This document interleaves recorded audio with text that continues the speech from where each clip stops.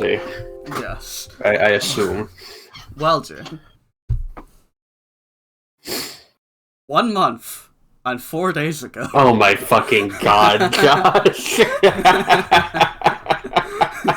Okay.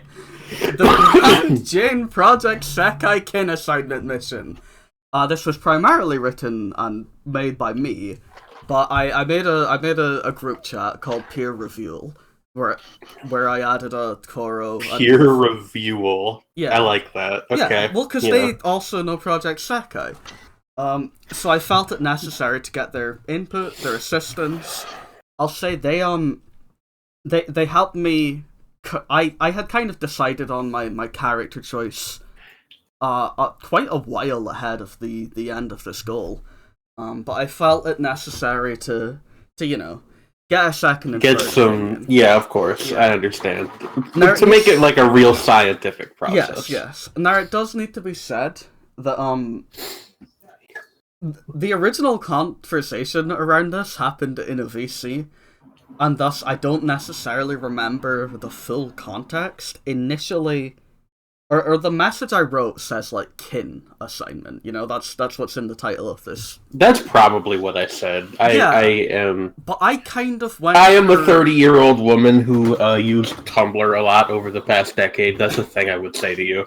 Yeah. Well, see, I went for the way I was like seeing this in my head was not necessarily just Jane Kinsis' character, but this character is like a Jane vibe. It's someone that you like. They're kind of your aesthetic, your fit, your type of character that you generally enjoy.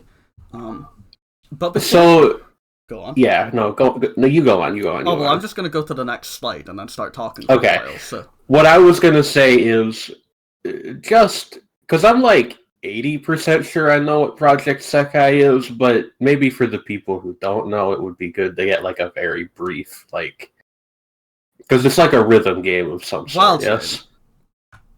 What even is Project Sekai? I'm literally the greatest to ever do it. Hey, that's that song that all the VTubers cover. King or Charles? Yeah. Or Hello, how are you? King. Fair enough. Left side, right side. This it's a good song. Kind of a good rundown of how Project Sekai works. There are different names for God in different religions. Anyway, just kidding. In Project Sekai, your basic rundown of the setting is that Hatsune Miku is a god beyond like the state of the universe. And this is also true in real life, but go on. Yeah. And if you're like particularly bummed out, Hatsune Miku and yourself might like unconsciously create a new reality called Sekai, where you, the particularly depressed person, will meet avatars sent by Hatsune Miku of herself, as well as other Vocaloid. Lin and Ren are in there, Meiko is in there, Kaito is in there, and Luca is in there. Surely, like, if your depression cannot be cured by having a real-life conversation with the Vocaloid Kaito, truly there is no hope for you. Exactly. They'll hang around with you, they'll help you find yourself. The specific way that you access your Sekai is a song will appear on your phone known as Untitled.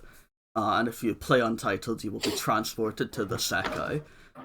Now, I have a whole album that's Untitled on my phone. Are you telling me that I cannot use Kendrick Lamar's Untitled Unmastered to travel to Sekai? Unfortunately not.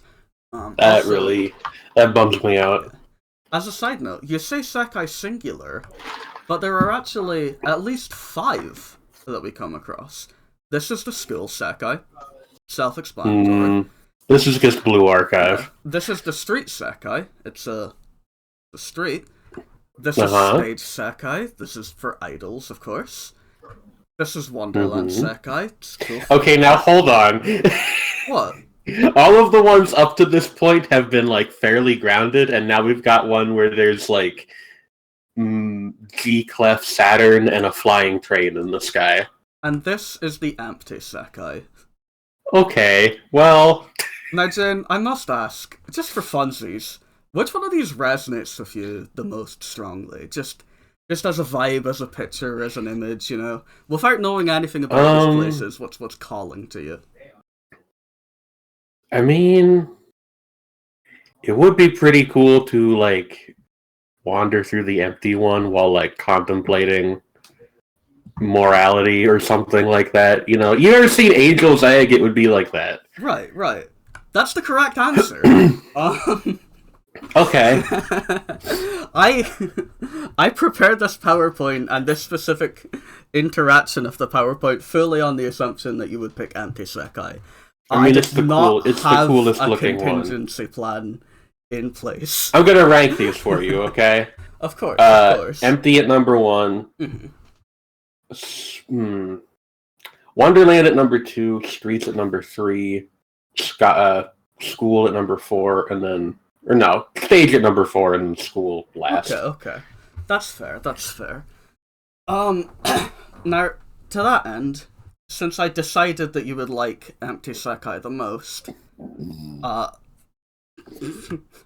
Empty Sekai is made by these people. This is Nightcord at 25 o'clock. Nightcord is just Discord. And these Wait, sorry, hold on. Is the lore that they have a Discord server? Yeah. Well, it's called Nightcord, but it's just Oh my god, they're server. literally us. Yeah. She's my favorite, by the way. Oh yeah, that's the I have seen you talk about this character. Indeed. By the way, oh, go on. Yeah, I like how they're all wearing like monochrome like goth fits. That's pretty good. Yeah.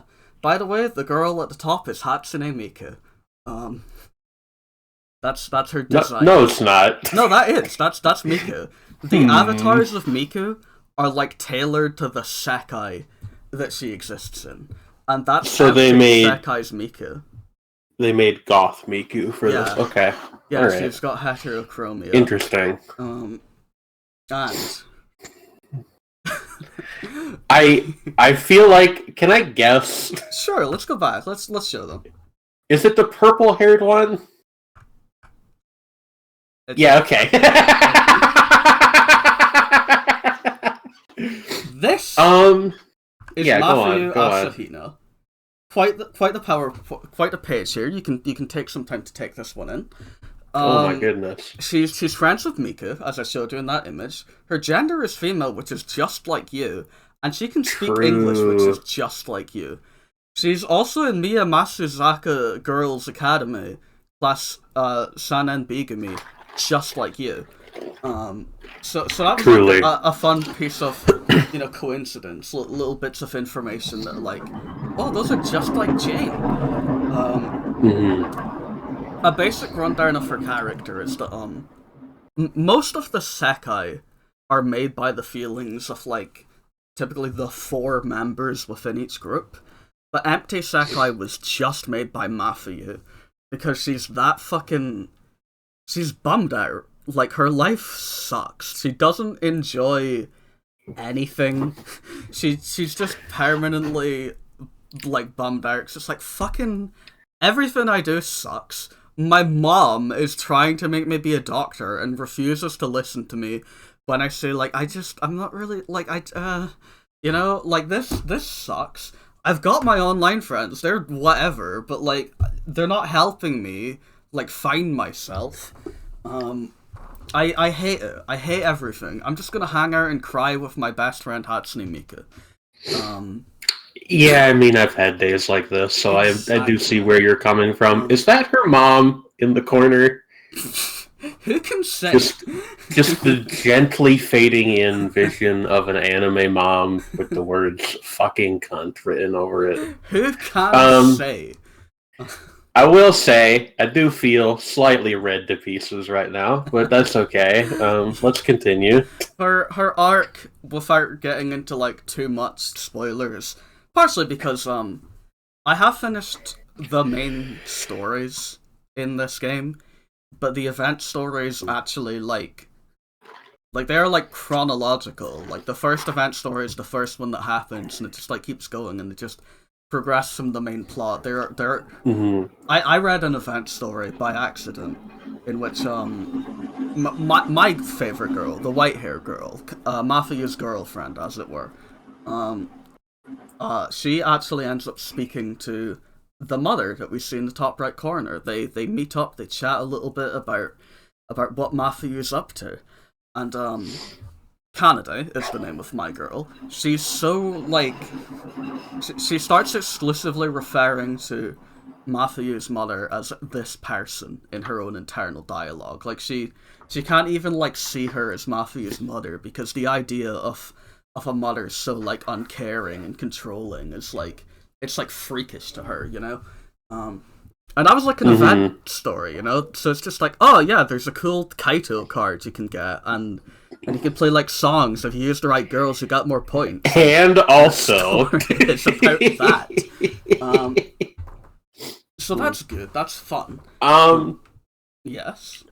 I will say several things. The whole oppressive parent trying to control your life thing. I am looking at this message from, I assume, one of the other two people that you ran this all by, where they say every trans girl who plays Proseka has either Mizuki or Mafuyu as their favorite.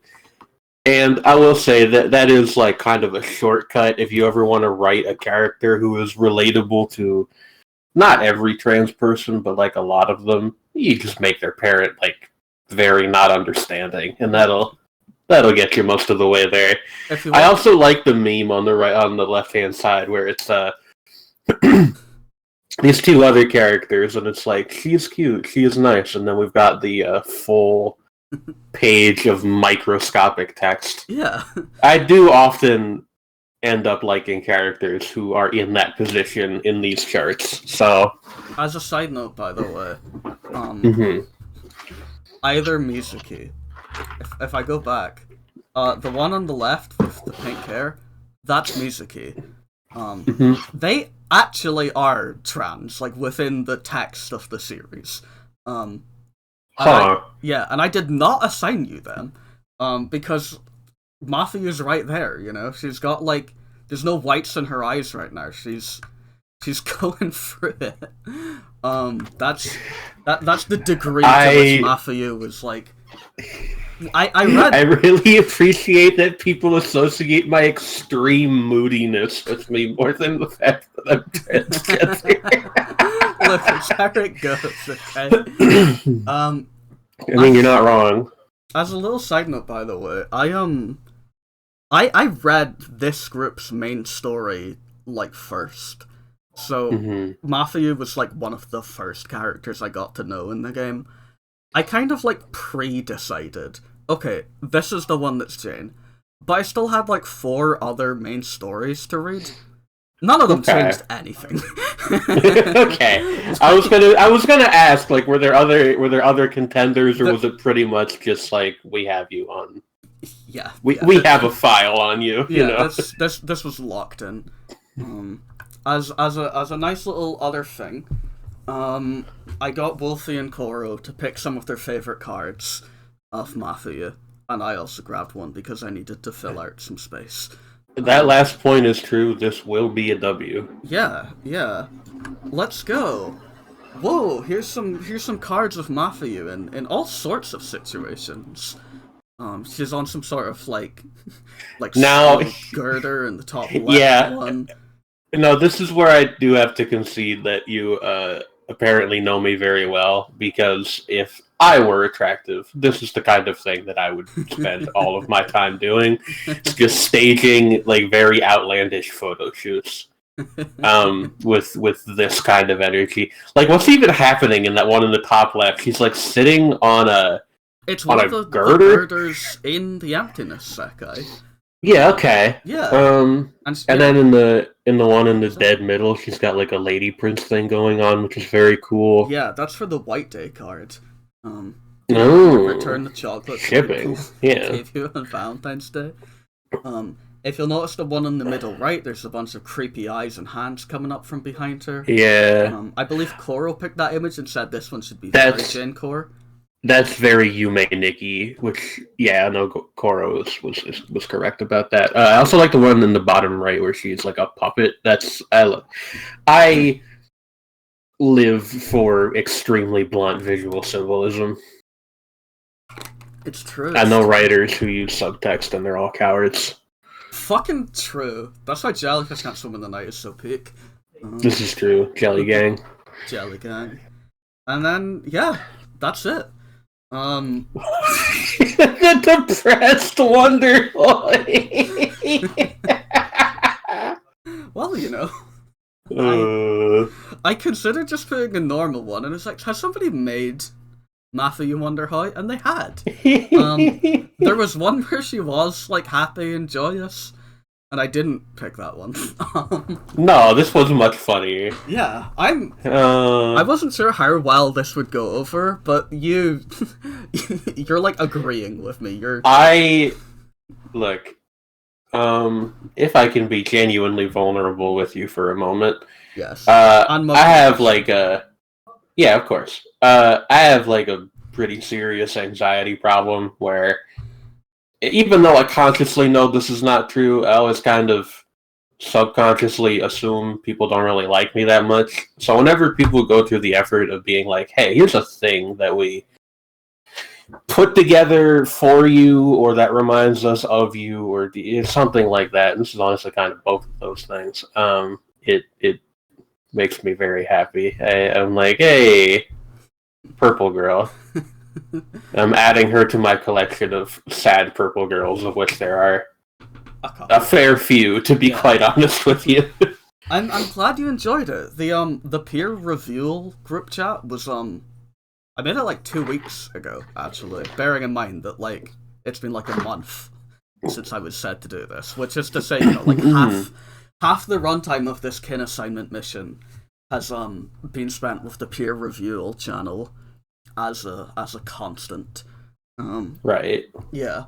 Wolfie was a little bit worried about how it would go over, insofar as like Wolfie doesn't talk to you as much as I do, so it's like, oh, if Jane like sees a character that reminds her of herself, is she the type that like gets upset at that, or like likes the character more? So I don't know how well this is gonna go. And I was like, Wolfie, don't you fucking worry. Wolfie is a kind soul. It's to answer that question, really. To be honest, it's kind of a little bit of both, but I end up usually liking the character by the end. So, well, as I tried to explain a little bit earlier, but didn't want to get into detail, the arc that she ends up on is one of like, okay, I'm not really sure where I want to be, and I haven't really figured myself out yet. But I'm willing... Hey girl, same. Yeah. But she's willing to let her friends help her. She wants them to help her. Aww. My girl in particular, for her, without going into her backstory too much, she composes songs. She, per her own words, wants to compose a song that can save Matthew. And Matthew that's actually saved by Canada. Really fucking cute. Yeah, it's lovely. Aww. On my own end, by the way, like I just decided, Canada is my favorite character because long white hair Tomori Kusunoki. But then to like read that main story and have her do the like, I will save you, I will find this song that saves you, I will compose this song that saves you. I was like, fuck, I picked right. I picked so right. Yeah, no, that's a good. That sounds like a good pick. Now I'm just filled with minor regret because I suck at rhythm games. But I don't know. I can like, and somebody's probably like compiled the cutscenes on YouTube. Oh or yeah, something yeah, if I wanted to do that. Yeah. But yeah, that's the PowerPoint. We'll call that a video. Thanks for watching Mudcord YouTube. Frankly, I mostly just recorded this because I wanted it to, like... This in particular, I wanted to be immortalized, and also I knew to some degree that, like, Wolfie probably wouldn't be here for the VC. Koro definitely wouldn't. I'm not sure if Koro's going to watch this, even if I, like, link it, because, you know, it won't have subtitles or anything.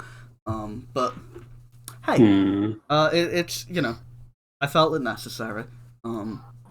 Yeah, I'll press the stop record button in a moment. Well, hold on. Yeah. Yeah, of course. First of all, making a heart shape with my hands for everybody involved with this project. Also, dear viewer, subscribe or we'll send you to the empty Sekai. I'd like to go to the empty Sekai though. It seems cool. No, it would be like a bad version of it. Okay, right. Empty Sekai, but Hatsune Miku isn't in it. Yeah. Yeah. Right. Empty Sekai parentheses emptier. Right. Bye, McCord. Bye. Sayonara.